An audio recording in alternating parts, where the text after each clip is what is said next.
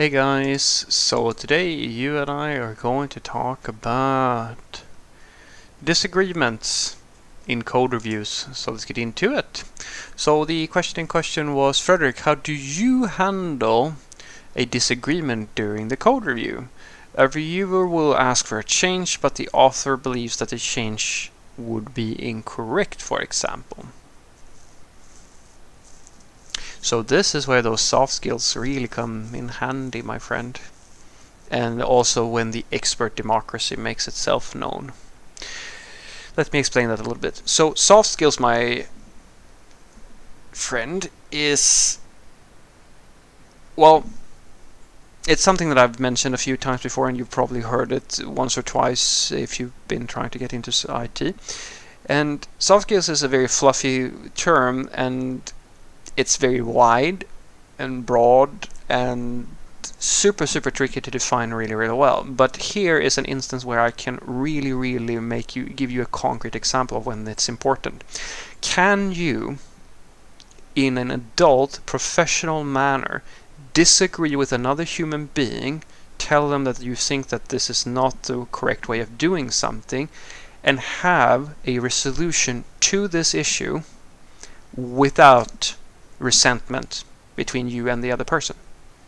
Can you avoid insulting someone's intelligence? Can you make them see your point? Can you talk to them in a way where they might say that, yes, I understand your point, but I don't agree, or yes, I understand your point, actually we could do this as a temporary fashion because you are now at an impasse between yourself and someone else. And it can be an arbitrary thing. It can be such a simple little.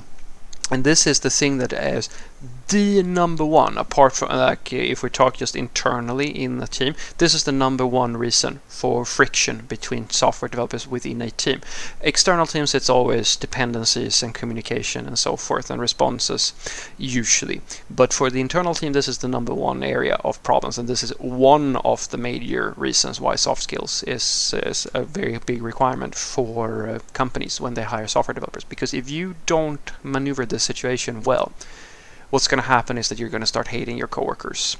And what's going to happen is that next time they have something, you're going to go extra hard on trying to be mean, or you're going to try to push it, stick it to them, or be extra strict, or like try to really go in and try to find every little nook and cranny of a mistake that you could possibly find, and make these arbitrarily like petty comments that petty people do. And so the way that I handle this is actually very simple. I look at it as just a philosophical exercise or a debate or anything like that, where my goal now is to, in the cleanest, most structured way possible, explain how I was thinking when I did the thing I did. Let's say that I am the person who is I wrote the code, and someone says, I would like you to do it this way and this way, and I said, and then I always start with either I feel statement, because that's very good. Always, that's my number one tip for anybody who's working in a professional environment. These sort of television shows where you see people who kind of like act like bosses and are assertive and this and that usually doesn't fly very long, my friend. There are some cultures where people will accept that sort of behavior, but if you look at your politicians, they're masters of this. They are the pinnacle of the ones that actually make it all the way up to the not all of them, of course, but you will see the sort of thing that they're trying to work towards, which is this sort of collected way, unless they're like at a rallying thing or so forth. The goal for you in a debate is to make yourself look as the informed professional or the voice of the people who are watching or listening and so forth. And usually the simple way of doing that is to stay collected and calm and sort of address issues and so forth, but do that in a way that doesn't give power over to your adversary or something like that. Now, this is a conversation between two coworkers, so you don't have to think about press releases or anything like that, but it's the same sort of game. You're trying to just express in a non-confrontational way without using any type of wording or anything like that that is sort of like aggressive, that this is how I feel about it, this is how I was thinking about this, my thinking was this, etc., etc., just from your point of view. You don't say anything other than this was how I thought about it, and I thought it would be nice if we did this and that. You just present your reasoning, your facts, and like your motivation for doing something, and then either the person, if you're really good at this, they're going to just agree with you, or they're going to offer an alternative, or so forth and so forth, and then you discuss back and forth. If you are the person who is saying something about the code, usually the way I do it is that I make a suggestion. I would suggest that we do this instead of that, or maybe we could do this. Like you make a suggestion. You don't tell people what to do. You just suggest how to do things. Unless there's something where there's an actual serious issue, then you might have to do it in a bit of a different way. This way of communication is very non-hostile, and it's intended to be that way because the main focus, as you have to, this is the key insight that you have to bring with you. Your focus here is not to be right and to have your coworker be wrong. Your focus is to agree on a way forward together, to find a solution to the problem. And that becomes almost impossible if you piss the other person off. And remember, guys, usually when you feel that nudge, when you're irritated with someone and so forth, and you want to say some really strong words to them, it's more about you. It's usually more about your personal gratification and feeling superior to somebody else, or being able to, rub something in somebody else's face, or indulging your own emotions. But what's going to happen if you do that is that you actually destroy your chances of making real progress. So really try to think about that. It's really difficult, but really try to think about that.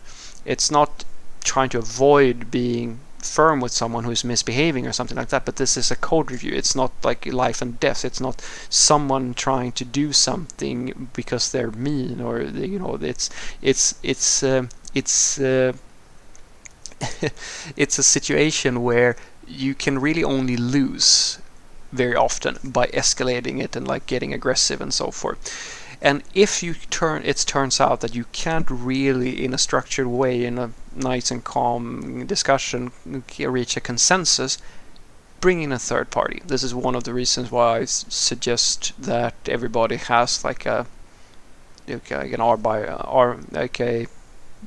wave master. I don't know what they call it in English, but an arbiter, someone who just comes in and says, well, I agree with this person or that person. It's a third perspective, basically, and then usually that breaks the stalemate, if there is a stalemate. So what I want you to take away from this is that the way that I handle disagreements in code review is that I realize that a code review is usually down to either there is a bug or like an issue and then there's no disagreement, but usually in a disagreement in a code review it is philosophical. It's, Republicans versus Democrats or whatever, or so forth and so forth. And the problem with that situation is that if you want to make progress and get something to move, you have to find a way to communicate your thoughts to each other in the most structured, non-hostile way possible, because your focus has to be to get the lines of code necessary to move forward and have everybody sort of feel like, yeah, that seems to be a decent solution. Maybe I would have done it a little bit different, but yeah, it's gonna be good enough, or like something like that, because now you actually worked together to solve an issue without you having like your without having one party feel like they were crushed by the other party. And if you can do this, and this requires soft skills, it requires non-threatening communication. I feel statements are very useful here, or I suggest that. You never ever just tell people their business, you just suggest things and so forth, because you're still getting your point across without being up in the face of everybody else, right? If you can do this and you still find that you're kind of just circling around each other where you can't really agree, even if you're doing it in a non-hostile way, remember, getting aggressive in this situation is probably not going to help all that much. It might actually be a risk to you and your future at the company. Bring in a third party and have them do the democratic thing. this is where the expert democracy really shows itself, where usually the person with the most information or the most seniority is the person whose voice has the most weight. Sometimes that's going to work in your favor, and sometimes it's not going to work in your favor.